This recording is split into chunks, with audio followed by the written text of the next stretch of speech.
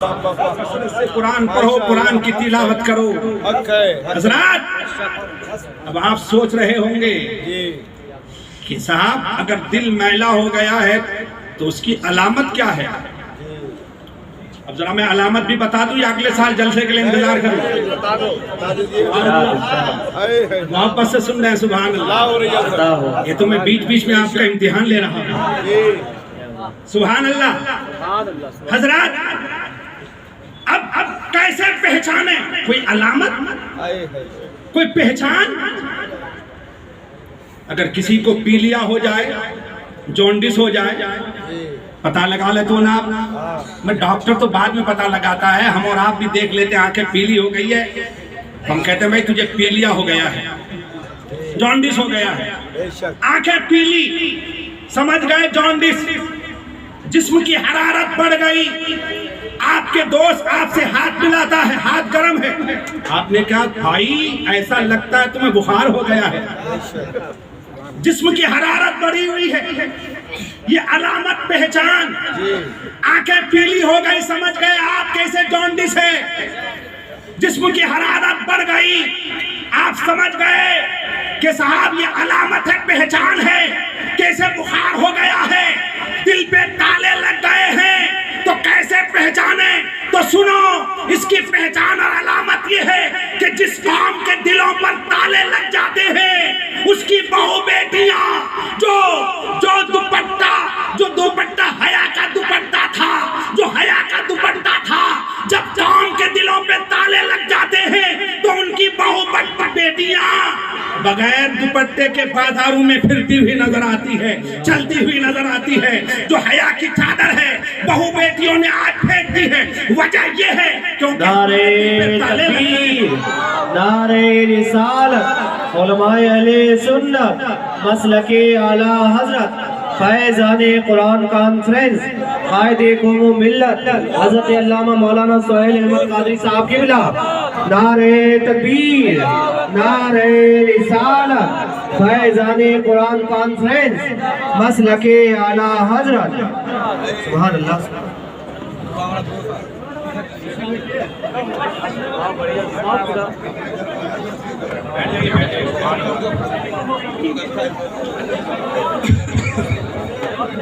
حضرات آپ دیکھ رہے ہیں قائد قوم و ملت، مجاہد سنیت حضرت علامہ مولانا سہیل احمد صاحب قادری قبلہ وہ آج کے اس اجلاس کے سرپرست ہیں۔ تشریف رکھیں آپ تمام حضرات، تشریف رکھیں۔ سرپرست اجلاس تشریف فرما ہو گئے ہیں۔ اچھا دیکھیے، میں آپ سے گزارش کروں گا کہ اگر کوئی مہمان یہاں تشریف لائے نا تو ہم لوگ کھڑے ہو کر استقبال کر لیں گے، آپ لوگ کھڑے نہ ہیں، آپ لوگ بیٹھے رہیں، آپ لوگوں کی طرف سے بھی ہم لوگ استقبال کر لیں گے، سمجھ رہے؟ آپ کی طرف سے یوں سمجھ لیں کہ ہم نے کفارہ ادا کر دیا۔ اب آپ لوگ تشریف رکھیے، بہت جلدی میں اپنی بات آپ تک پہنچا رہا ہوں۔ جی پہنچائیے۔ دل پر تالے جب لگ جاتے ہیں، علامت یہ ہے، پہچان یہ ہے کہ اس قوم کے بڈھے تاش کی کٹیاں لے کر تاش کھیلتے ہوئے، جوئے کھیلتے ہوئے نظر آتے ہیں، مسجدوں سے غائب ہوتے ہیں۔ جس قوم کے دل پر تالے لگ جاتے ہیں اس کی پہچان یہ ہے کہ اس قوم کے جوان کرکٹ میچ کے لیے نماز جمعہ کو چھوڑ دیتا ہے۔ جس قوم کے دلوں پر تالے لگ جاتے ہیں اس قوم کا حال یہ ہوتا ہے کہ وہ قوم شراب خور ہو جاتی ہے، وہ قوم سود خور ہو جاتی ہے، وہ قوم پھر حال یہ ہوتا ہے جب تالے لگ جاتے ہیں تو پھر وہ اس قوم کے لوگ بھائیوں کے حصے دبا کر بیٹھ جاتے ہیں، بہنوں کے حصے چھین کر کے کھا کر بیٹھ جاتے ہیں۔ پھر اس کا حال یہ ہوتا ہے پڑوسی پر زیادتی کرتے ہیں، محلے والوں کو گالیاں دیتے ہیں۔ آج یہ خرابیاں اس لیے ہیں کیونکہ دل پر تالے لگے ہوئے ہیں۔ آؤ اگر چاہتے ہو کہ وہ تالا کھل جائے تو مصطفیٰ کی بتائی ہوئی دوائی کھاؤ۔ وہ دوائی کیا ہے؟ مصطفیٰ فرماتے ہیں کثرت سے قرآن کی تلاوت کرو، کثرت سے قرآن کی تلاوت کرو۔ آؤ ہم اپنے अपना रिश्ता कुरान से जोड़ें। आज हमारी कमजोरी ये है, हमने दूसरों से रिश्ता जोड़ रखा है, मोबाइल से हमने रिश्ता जोड़ा है, फेसबुक से हमारा रिश्ता मजबूत है, और व्हाट्सएप से हमारा रिश्ता मजबूत है, इंस्टाग्राम से हमारा रिश्ता मजबूत है, दुनिया की हर चीजों से हमारे रिश्ते मजबूत होते चले जा रहे हैं। वो कुरान जो हमें नसीहत सिखाने आया है, वो कुरान जो हमें रास्ता दिखाने आया है, वो कुरान जो रहमत का खजाना लेकर आया है, वो कुरान जो सरापा शिफा बनकर आया है, वो कुरान जो हमें हिदायत का रास्ता दे रहा है, वो कुरान जिसे हम आगे रखते तो आगे बढ़ते चले जाते। मगर आज हाल क्या है, जिस मुसलमान के घर में जाओ, इल्ला माशाअल्लाह, जब आप घर में एंट्री करते हो, जब घर में दाखिल होते हो, आज अफसोस के साथ मैं कह रहा हूँ, किसी भी मुसलमान के घर में जाओ, पहली नजर अगर आपकी जाएगी दीवार पर जाएगी तो किस चीज पे पड़ती है? सामने टीवी पे नजर पड़ती है, मेज पे टीवी है, दीवार पे टीवी है। हाल ये है कि कुरान जहाँ रहना चाहिए वहां से कुरान गायब है। कुरान को अलमारी में रख दिया, अलमारी को लॉक कर दिया है, और कुरान भी इतना ऊंचा रखा है कि अब हाथ भी नहीं जा सकता है। बास ना खलफ ना हंजार जालिम किस्म के लोग कुरान उस वक्त उठाते हैं जब उसे कसम खानी होती है, जब बीवी के सामने कसम खाने की नौबत आती है फिर कुरान उठाने की कोशिश करता है, जब बाप के सामने कसम खाने की नौबत आती है फिर कुरान छूता है। ऐ जालिमों, मैं पूछना चाहता हूँ, कुरान कसम खाने के लिए नहीं है, कुरान कसम उठाने के लिए नहीं है। अल्लाह की इज्जत की कसम, कुरान तो हमें हिदायत का रास्ता दिखाने आया है। सुभान अल्लाह, सुभान अल्लाह। नारे तकबीर, नारे रिसालत, मसलके आला हजरत फायजाने कुरान कॉन्फ्रेंस हजरत अल्लामा मौलाना फरोग अहमद तरीकी साहब की बिला। कुरान हमें शिफा देने के लिए आया है, हमारे दिलों को साफ करने के लिए आया है। बेशक बेशक। मगर अफसोस, आज कुरान से हमारा रिश्ता कितना कमजोर हो गया है। मेरा नौजवान कई घंटे तक मोबाइल पे चिपक कर फेसबुक चलाता हुआ नजर आता है, व्हाट्सएप चलाता हुआ नजर आता है। फिर शिकायत ये कि साहब कारोबार में बरकतें नहीं हो रही है, कमाई में बरकत नहीं हो रही है। मेरे भाइयों, आओ अपना रिश्ता कुरान से मजबूत करो, कुरान से अपना रिश्ता मजबूत करो, कुरान से अपना रिश्ता जोड़ लो, कुरान को हर जगह आगे रखो। आज जरूरत इस बात की है कि नौजवानों के हाथ पर अगर टच मोबाइल है तो इस टच मोबाइल को ना चलाओ, और अगर चलाओ तो टच मोबाइल के अंदर नाजायज और हराम चीजें ना देखो। इस टच मोबाइल के अंदर अगर तुम्हें लॉड ही करना है तो फिर कंजुल ईमान को लॉड कर लो, सुभान अल्लाह, सुभान अल्लाह। खजाइनुल इरफान को लॉड करो, क्या नुस्खा है, वाह। उसे डाल लो। सफर में हो, हजर में हो, घर में हो, फैक्ट्री में हो, जब मौका मिले फौरन टच करो और कुरान पढ़ो।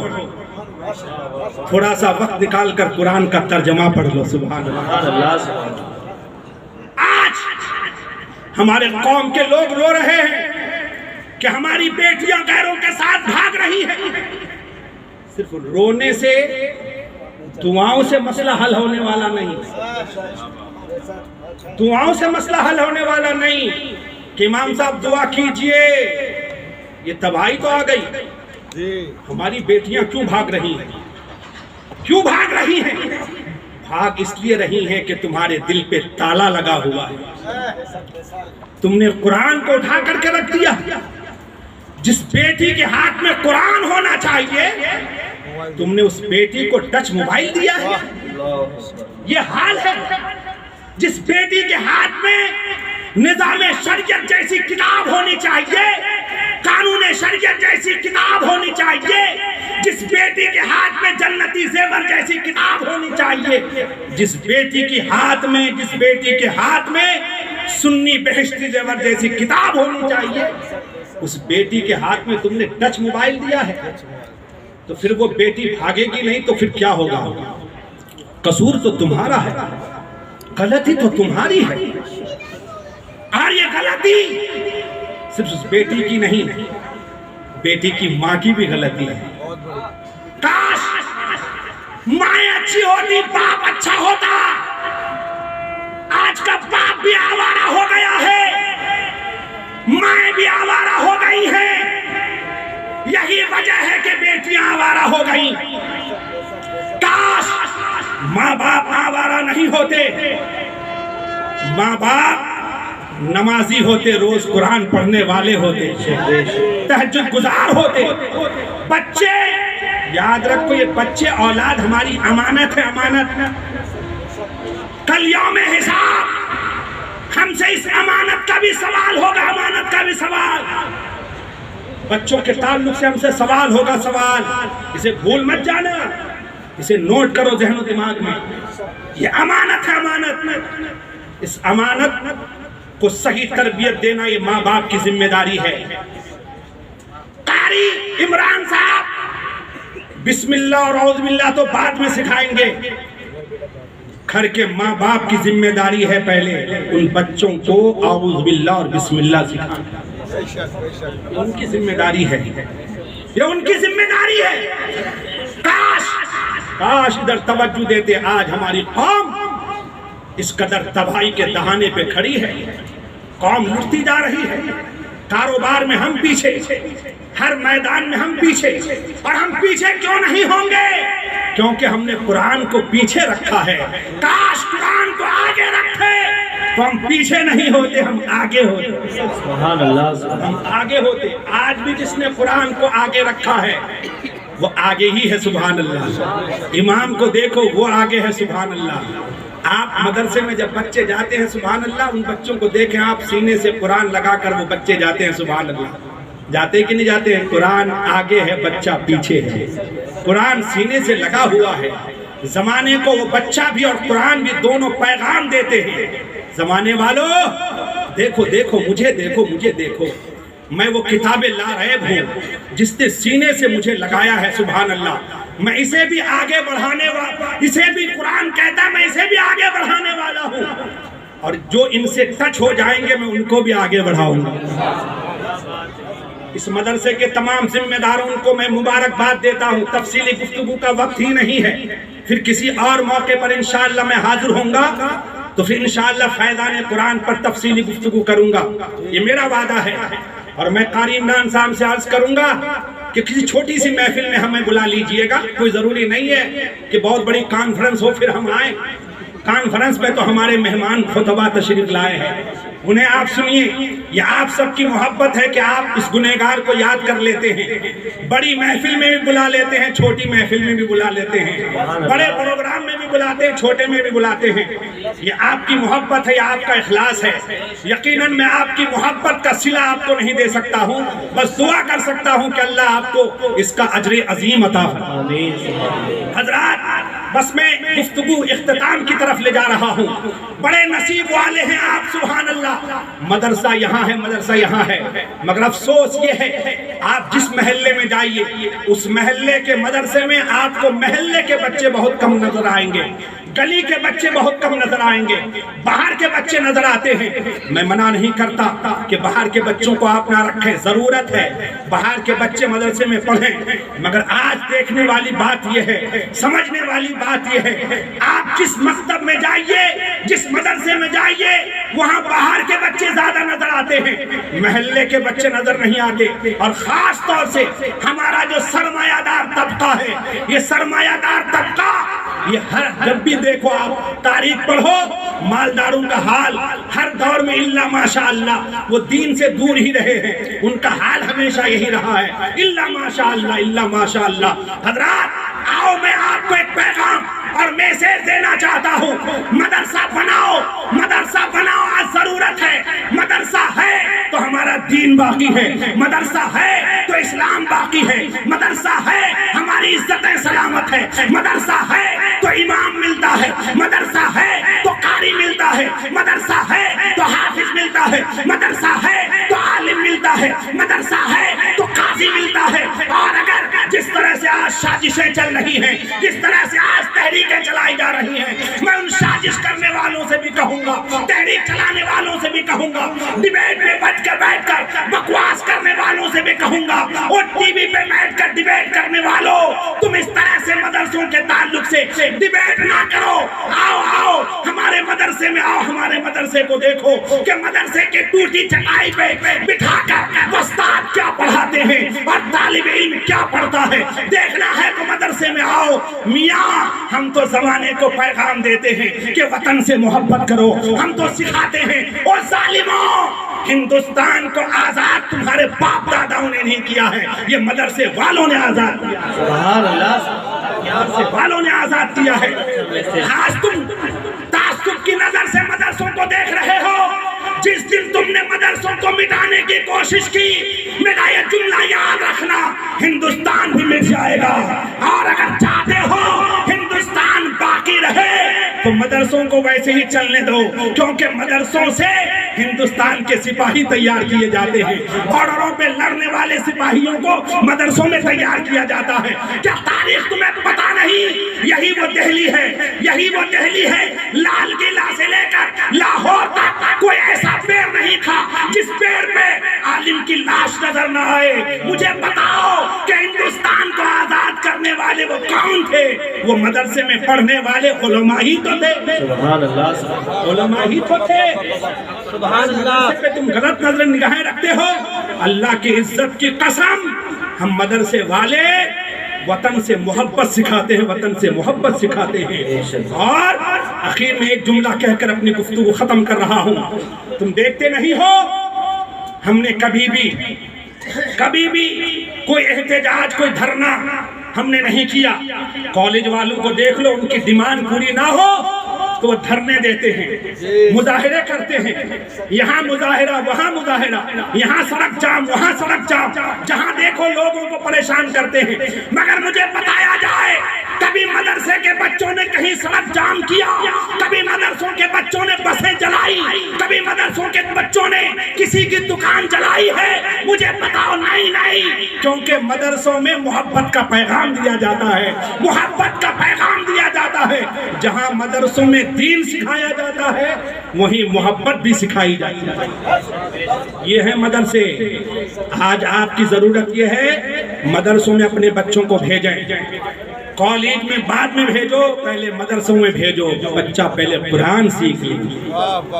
اور میں ہاتھ جوڑ کر سرمایہ داروں سے عرض کروں گا، مدرسہ جس محلے میں آپ رہتے ہو وہاں مدرسہ ہے، اپنے بچے کو مدرسے میں ضرور بھیجو، تھوڑا سا وقت نکال کر بھیجو 1 گھنٹے کے لیے، تاکہ بچہ تمہارا قرآن سیکھے، تاکہ وہ دین سیکھے۔ اور اپنی بچیوں کو بھی پہلے دین کی تعلیم دو۔ بچیاں کیوں بھاگ رہی ہیں، کیوں مرتد ہو رہی ہیں؟ قصور بچیوں کا نہیں، باپ کا قصور ہے، بھائی کا قصور ہے۔ تمہاری ذمہ داری پہلے یہ تھی کہ اسے دین سکھاتے، ایمان کی اہمیت سکھاتے، ایمان کی اہمیت سکھاتے کہ ایمان ہی سب سے بڑا سرمایہ ہے۔